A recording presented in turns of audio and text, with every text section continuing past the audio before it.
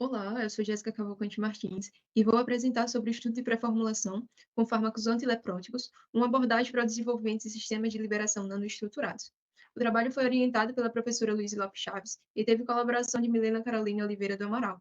O estudo foi desenvolvido na Universidade Federal de Alagoas, no Instituto de Ciências Farmacêuticas. Bem, os fármacos antilepróticos, eles vão ser utilizados para o tratamento das infecções causadas pelo Mycobacterium leprae. O Mycobacterium leprae vai causar lepra ou hanseníase, como hoje é conhecida, e vai se tornar um problema de saúde pública por ser endêmico e infeccioso, colocando o Brasil, por exemplo, no segundo lugar no ranking do maior número de casos. Para o tratamento dessa doença, vão ser utilizados fármacos antilepróticos da poliquimioterapia, que são eles a dapizona, clofazimina e a rifampicina, sendo que a dapizona e a clofazimina são os principais responsáveis pelos efeitos adversos. A dapizona é responsável por 70,7% dos efeitos adversos e a clofazimina por 20,5%, sendo os problemas dermatológicos, histopatológicos e neurológicos os principais, é, os principais problemas que ocorrem. Aqui a gente consegue ver alguns dos problemas dermatológicos que atingem os pacientes. Dentre os efeitos da dapizona estão a questão de hepatite tóxica, a psicose e as reações de fotossensibilidade cutânea. E a declofazimina estão a pele avermelhada e amarelada, mudança de cor da pele do paciente, e a cardiotoxicidade. E é importante destacar que esses efeitos têm relação com a baixa solubilidade do fármaco. Com a baixa solubilidade do fármaco, ocorre uma baixa biodisponibilidade e também ocorre um depósito, um acúmulo do fármaco no tecido, causando principalmente essa alteração de cor. Bem, então aí entra a questão da aplicação dos nanosistemas, porque a aplicação dos nanosistemas irá ajudar na liberação controlada, vai proteger contra a degradação relacionada após o consumo no organismo, no caso, vai aumentar a biodisponibilidade dos fármacos e vai diminuir os efeitos tóxicos. Então, a aplicação dos nanosistemas é um fator de mudança positivo para os problemas relacionados à baixa solubilidade e ou à permeabilidade dos fármacos. Porém, para isso, né, para essa aplicação, é necessário realizar os estudos de pré-formulação, estudos relacionados à solubilidade, à caracterização dos fármacos e recipientes e à questão de polimorfismo, para ver se as substâncias, né, os recipientes e os fármacos associados vão gerar alguma alteração negativa para o paciente ou para o próprio fármaco em questão de desestabilização.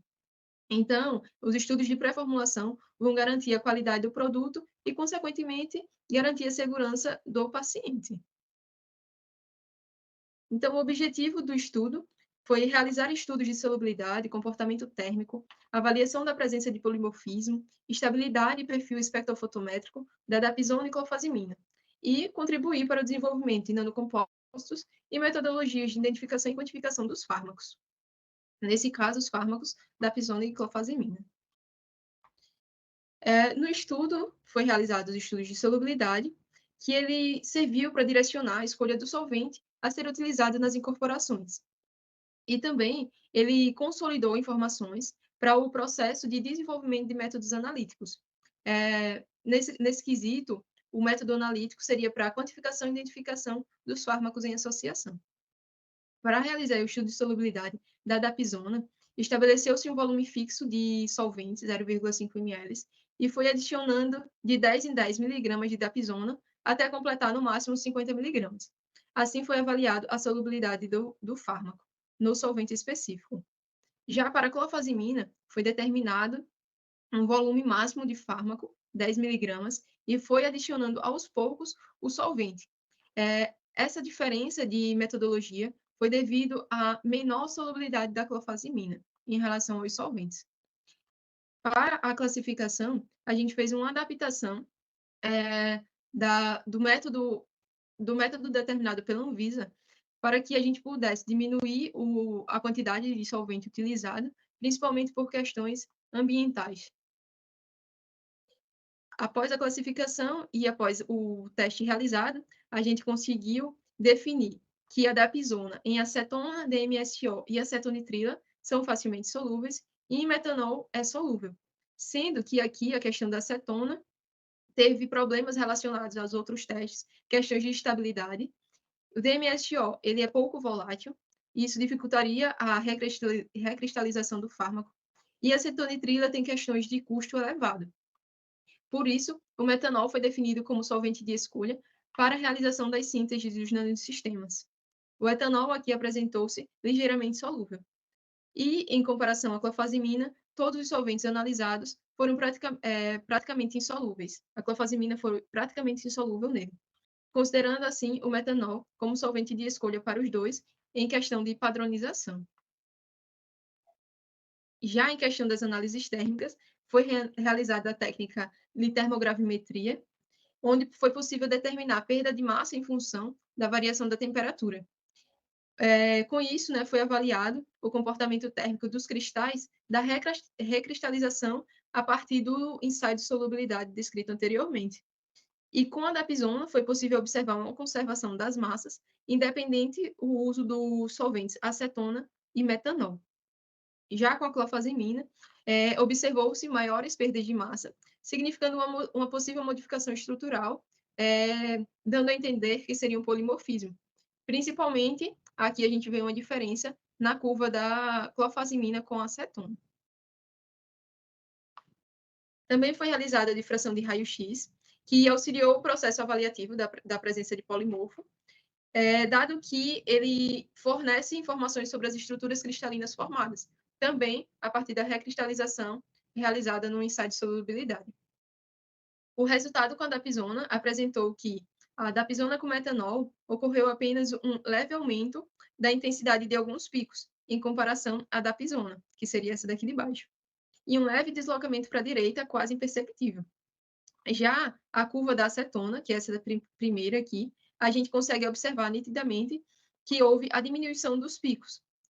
A intensidade dos picos diminuiu e também houve um deslocamento para a direita.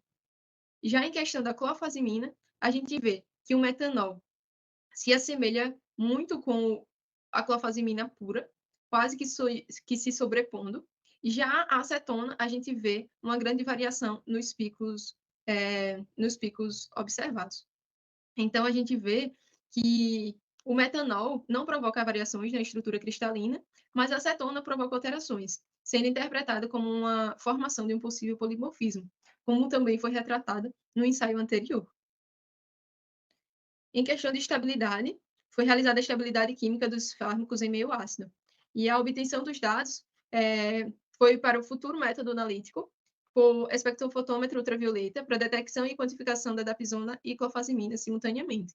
Esse método substituiria o método quantitativo simultâneo por HPLC. E aqui, para o estudo da estabilidade, foi realizado para a dapsona. Primeiro, pegou-se uma solução estoque de dapsona em etanol, de 100 microgramas por ml. Foi realizada a diluição com HCl a 1 molar e preparou-se uma solução a partir disso de dapsona de 30 microgramas por ml. Foram analisados no tempo zero, após 24 horas, após 48 horas e após 72 horas. E a análise foi realizada no comprimento de onda 292 nanômetros. Já para a clofazimina, foi realizada uma solução estoque a 500 microgramas por ml, realizada a diluição e preparadas 3 soluções, a 3, 3,75 e 3,5 microgramas por ml, testadas no tempo zero, após 10 minutos, após 20 minutos, após 30 minutos, 40 minutos, 50 minutos, 1 hora e meia, 2 horas e 2 horas e meia. 2 horas e meia, 4 horas. E a análise foi realizada em 528 nanômetros. Ainda em questão da estabilidade, os resultados obtidos foi que a dapsona em HCl houve um aumento gradual da absorvância ao longo do tempo, após as 24 horas, no caso, que se associam à possível degradação do fármaco. Porém, entre 0 e 24 horas, observa-se uma absorvância semelhante. Já em questão da clofazimina, em HCl, observa-se o decaimento, e um decaimento acelerado quando a concentração está mais elevada. Ou seja, na concentração do 4,5, observa-se um maior decaimento. Então, isso é associado à degradação ou precipitação do fármaco, sendo que a precipitação é o que ocorre mais provavelmente, porque foi visível macroscopicamente que as soluções de concentração elevada precipitavam instantaneamente. Então, essa estabilidade, pode-se concluir que essa estabilidade depende da concentração e do tempo. Também foi realizada a avaliação espectrofotômetro da dapsona e da clofazimina em diferentes solventes. Então, foi realizada as análises dos perfis de absorção, foi realizada a relação concentração e absorvância e o comprimento de absorção máxima, e foi obtida curvas de calibração que podem ser utilizadas para fins quantitativos em futuros projetos. Foi desenvolvido o método analítico de identificação e quantificação, para um futuro desenvolvimento do método analítico de identificação e quantificação. Aqui os resultados obtidos da dapsona em solvente etanol-água 50-50. Foi observado que a absorção máxima ocorreu em 294 nanômetros e ocorreu uma linearidade observada. As concentrações testes variaram de 5 a 25 microgramas por ml. Em metanol-água, foram utilizadas as mesmas concentrações e a absorção máxima se deu igual à realizada em etanol-água, 294 nanômetros. Porém, recomenda-se manter a faixa de trabalho entre 5 e 25, porque foram testados em concentrações mais elevadas e a linearidade, houve alteração na linearidade. Em questão da acetona e água, a faixa de concentração utilizada foi entre 5 e 25, e o solvente apresentou absorção no mesmo intervalo de comprimento de onda, que foi entre 240 a 400 nanômetros. E a acetona possui o espectro aproximadamente a 273, 293. Por isso ocorreu essa interferência. Isso já era esperado, porque, segundo Paiva e colaboradores, o primeiro critério para um bom solvente é que ele não deve absorver a radiação ultravioleta na mesma região que a substância cujo espectro está sendo determinado. Então, como a acetona possui um espectro, uma faixa, né, de absorção nessa região onde a dapsona se apresenta, ocorreu essa interferência. E em análise de HCl a 1 molar, foi observada a absorvância máxima em 266, sendo que houve uma mudança para 292 quando se utiliza concentrações mais elevadas. Então, o solvente escolhido, HCl, gerou dados úteis para a elaboração de um método capaz de substituir a cromatografia líquida de alta eficiência, como eu havia relatado. Por isso, os testes foram realizados também, incluindo o HCl. Aqui, o HCl, utilizando a clofazimina, tá? Aqui em relação à clofazimina, desculpa, foi observado um pico na região ultravioleta, que é 264 nanômetros, e picos na região visível, que varia de 528 nanômetros em concentrações mais baixas, de 1 a 5 microgramas por ml, e muda para 528 nanômetros na região, em concentrações maiores, que foi analisado entre 7,5 e 15 microgramas por ml. A partir dos dados relatados anteriormente, pôde-se realizar as curvas de calibração referente à dapsona e à clofazimina, obtendo um R quadrado próximo a 1. Aqui está a equação da curva de calibração e os dados relacionados à absorção em relação às concentrações. Em conclusão, o estudo contribuiu para o desenvolvimento dos nanocompostos e metodologias de identificação e quantificação dos fármacos, com o intuito, né, de aumentar a otimização do tratamento da lepra, a hanseníase. E, através das análises, verificou-se, por meio dos testes de solubilidade, que o metanol é o solvente de escolha para a realização das síntese de nanosistemas. O espectro DRX apresentou a possível formação de polimorfismo quando se utiliza acetona, e evidenciou uma maior estabilidade no uso do metanol, assim como os resultados obtidos pela termogravimetria. E a estabilidade apresentou o processo de degradação e precipitação, enquanto a avaliação do espectro do ultravioleta define a absorvância máxima e o perfil de absorção dos fármacos em variados solventes, contribuindo para a geração das curvas de calibração. Aqui são as nossas referências utilizadas e agradeço pela oportunidade.